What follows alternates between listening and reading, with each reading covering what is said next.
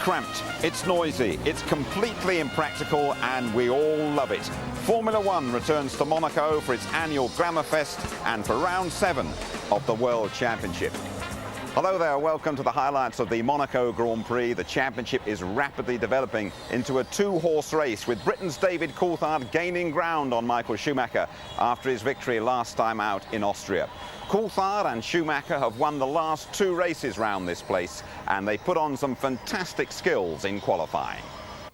The McLarens look good. This is the last chance saloon for Mika Häkkinen's title hopes. He's right on the pace.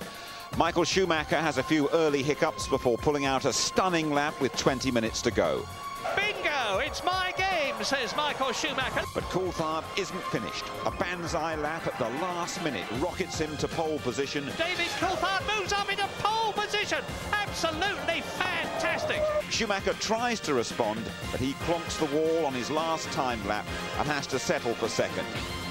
So, Coulthard leading the pack on the narrow Monaco grid. Michael Schumacher alongside, Häkkinen and Barrichello supporting them 3rd and 4th. Ralf Schumacher 5th. Irvine, a brilliant 6th. The Jaguar discovering its bite at last. Row 4, Montoya and Trulli. Row 5, Villeneuve and an impressive Fisichella. The Benetton's lack of power, not such a handicap round here.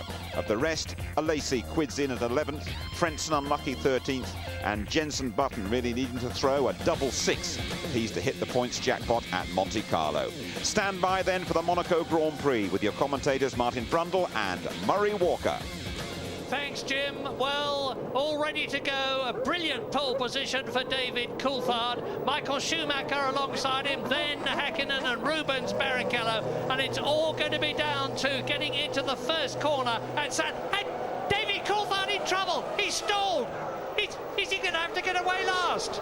Yeah, Coulthard there, clearly some kind of drama. We don't know if it's driver error or if he's had another one of those technical problems, but Coulthard stranded on the grid, held Häkkinen up slightly. Häkkinen will be able to rejoin his normal grid position, but Coulthard will have to start from the back, Murray. Yeah, I don't use the word disaster very often, but this really is a disaster for McLaren. Jacking up the back of the car, there's no way he's going to be able to catch them and get anywhere near his proper grid position, even if he was allowed to. So, down to the Mirabeau goes Michael Schumacher, followed by Barrichello. They both moved up a place, of course. Everybody has moved up a place, because David Coulthard is going to have to start 22nd and last. The worst possible thing, there he is, the replay. This is a replay of David Coulthard, fury and despair written all over him.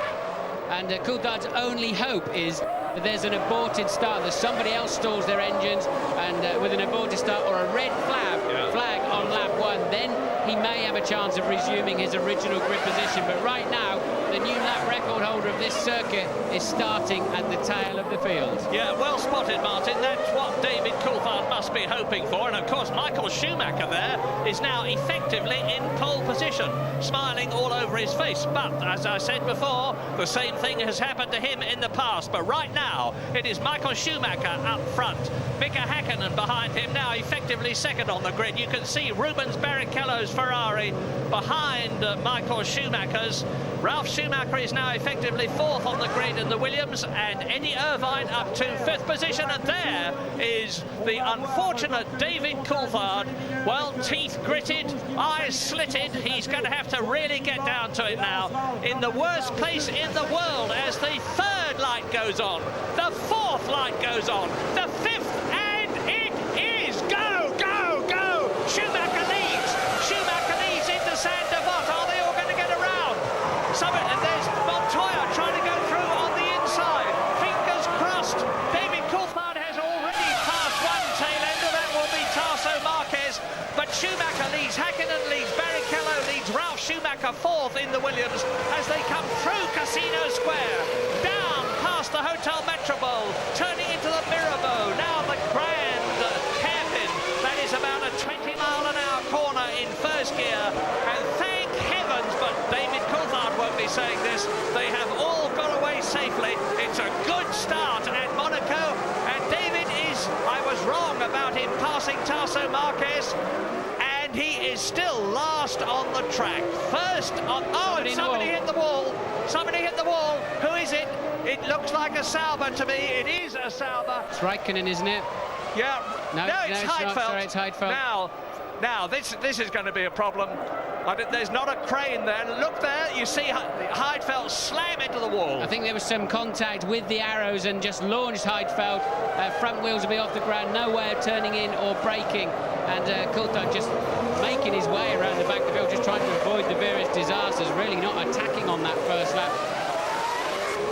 Montoya is flying, Barrichello is flying, Eddie Irvine is in 6th position in the points, and the Jaguar team have yet this year to score a World Championship point. Irvine loves this circuit. He's had a 2nd, a 3rd and a 4th. He was 4th last year. Fingers crossed for him. Look at those two BMW Williams on their Michelins, hanging on there very, very nicely in 4th and 5th place. Montoya, fastest man on the track last time around. And here is a replay of the start. Coulthard is missing, and really copybook starts for the... we think Montoya's off somewhere. Yeah, there he is. There he is. It's the exit from the swimming pool.